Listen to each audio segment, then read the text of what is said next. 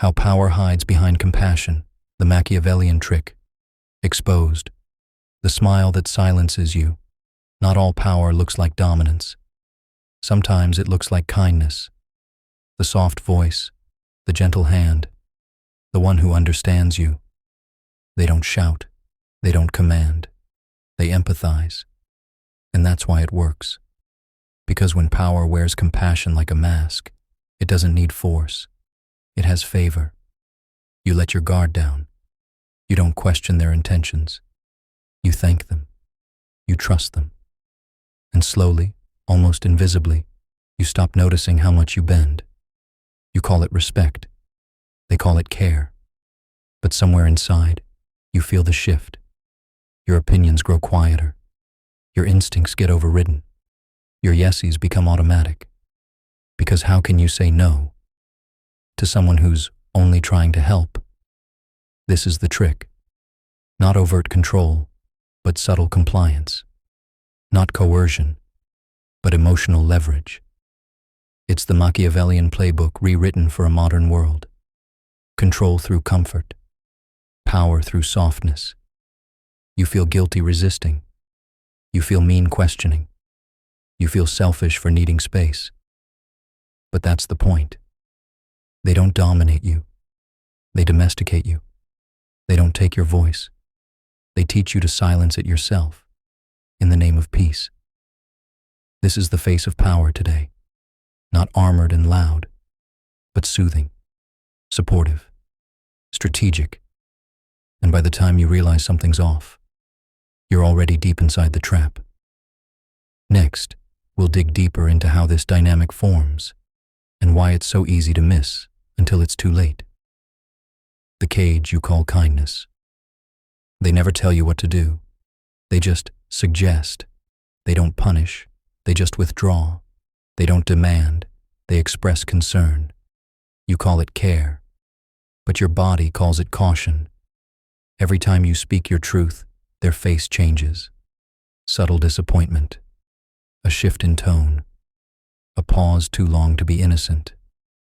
You start editing yourself, softening your language, choosing words that won't trigger discomfort. Not because you're weak, but because you've been trained, gently, patiently, to avoid rocking the boat. This isn't partnership, it's performance. Because they've created an environment where honesty feels dangerous, where being fully yourself feels selfish. They might say, I just worry about you, or I'm only saying this because I care. But the subtext is clear. Don't make me uncomfortable. So you don't. You adapt. You adjust. You shrink. And they smile. Because from their perspective, this isn't manipulation. It's connection.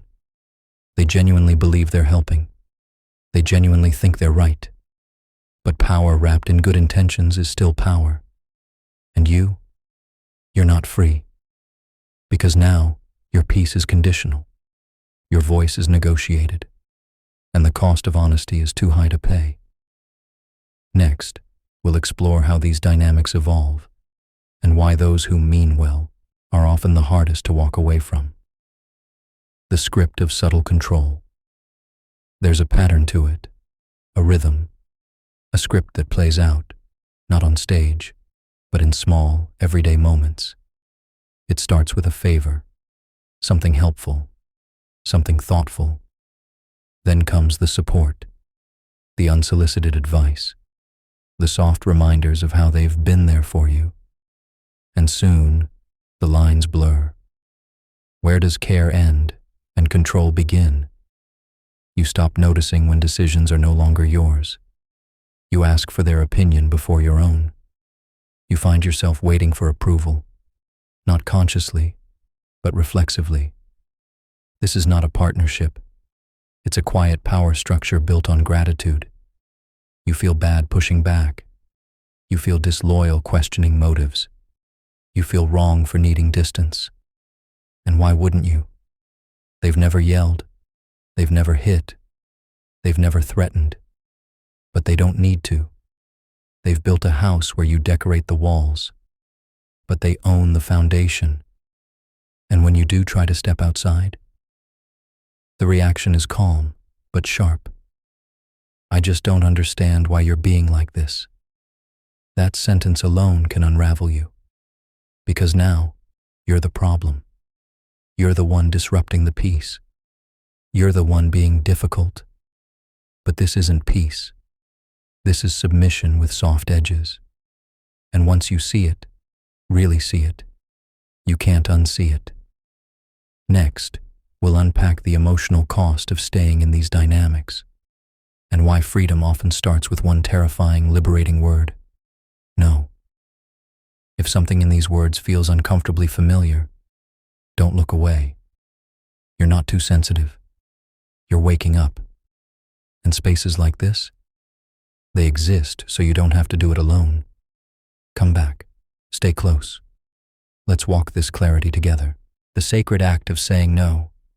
At first, it feels like betrayal. To say no. To set a boundary. To break the unspoken agreement. I take care of your comfort, even at the cost of myself. But there's a moment, quiet, trembling, where you feel it. The clarity, the relief, the glimpse of who you might be without the weight of their approval. And so, you say it. Maybe softly, maybe shakily, maybe only in your own mind at first. But you say it. No. No. I don't agree. No. I don't want that. No. I'm not comfortable with this. And suddenly, the atmosphere changes. Not always loudly. Sometimes just a subtle withdrawal. A disappointed glance. I guess I'll back off then. This is the cost of reclaiming yourself. Discomfort, disapproval, distance, but also dignity. Because in that moment, you're no longer performing. You're no longer asking for space. You're taking it. And it doesn't mean you stop loving them. It means you start loving you too. Saying no isn't rejection. It's realignment. It's the sacred act of remembering. You were not put on this earth to be someone else's emotional regulator. You're allowed to be whole, even if it means being misunderstood. In the next part, we'll explore what life looks like on the other side of the mask, and why reclaiming your truth might just rebuild your soul. Beyond the mask, reclaiming your reality. Once you've said no, something shifts. Not just in the dynamic, but in you. The silence doesn't scare you the way it used to. Their disappointment doesn't define you anymore. You start noticing things. How much quieter your mind is when you stop managing their feelings. How much more honest your laughter is when it isn't filtered for approval. You begin to trust your own perception again. You stop gaslighting yourself. You stop asking, "Am I overreacting?" And start asking, "What do I know to be true?" There's grief here too. Grief for the years you spent shrinking. Grief for the version of you that didn't know any better. But there's grace too. Because you're not stuck anymore. You're not playing a role. You're writing your lines. You're choosing your boundaries and your softness, not as a performance, but as a birthright. And suddenly, compassion becomes real again. Not manipulative, not performative, but rooted in mutual respect. Because true compassion empowers. It doesn't domesticate. And the power you reclaim, it's not loud. It's not vengeful. It's calm. It's clear. It's yours. Now, in the final part, we'll return to the deepest question. What kind of love, what kind of life do you want when no one is scripting you anymore? You stand at the brink of a new understanding. The revelation of those hidden strings, manipulations wrapped in smiles and kind words, has settled in your mind. There is no fanfare, no thunderous epiphany, just a gentle dawning realization that the power they held over you was as strong as your belief in their facade. Now that facade is cracked, and through its fracture, a soft light of truth pours in.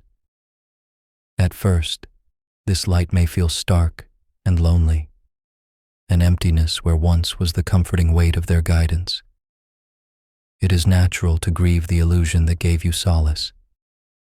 But in that space, something stirs, a freedom uncoiling within you. Like a bird ready to fly after a long confinement, you begin to remember the open sky of your own choices. You start to trust the whispers of your intuition again. Those subtle twinges in your gut, the ones you dismissed in favor of their reassurances, now speak up. Each time you honor your inner sense of truth, you reclaim another piece of yourself. It's not a loud rebellion, but a steady return. In this silence, your self-trust grows, like a garden at dawn before the world stirs. With this trust comes a strength that doesn't seek to dominate, only to anchor you. It's the quiet power of knowing who you are without their narrative shaping you. You no longer cling to the approval of someone who offered help in one hand and chains in the other. You can care for others and yourself without letting that care be turned against you. You understand that compassion never demands you surrender your truth. There is a gentle resolve building in your heart. You realize you can hold compassion for the one who misled you, recognizing they are human, lost in their own shadow, without ever letting them control you again. Forgiveness, if it comes, will be on your terms, never a concession to their power. You extend compassion to yourself. You forgive yourself for not seeing through the mask sooner, for the compromises you made. You were surviving with what you knew. Now you know better, and you choose differently. In reclaiming your truth, you find it was with you all along, a quiet inner voice that never disappeared, only waiting until you were ready.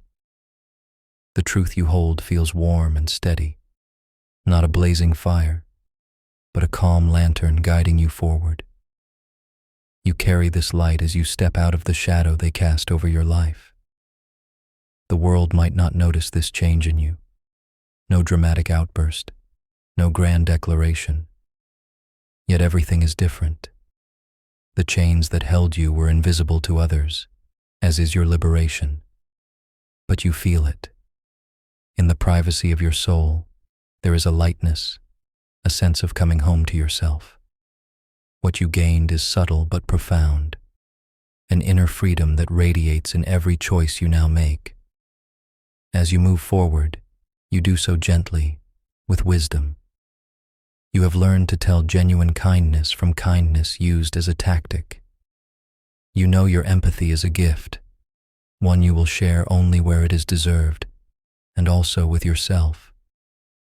No longer will you ignore the quiet warnings within or betray your needs to keep others comfortable.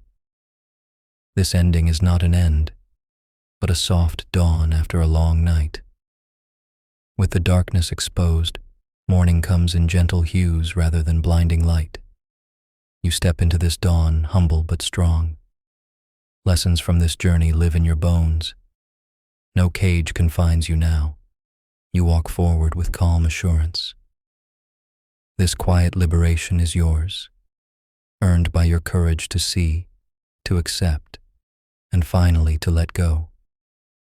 In reclaiming your truth, you have reclaimed yourself.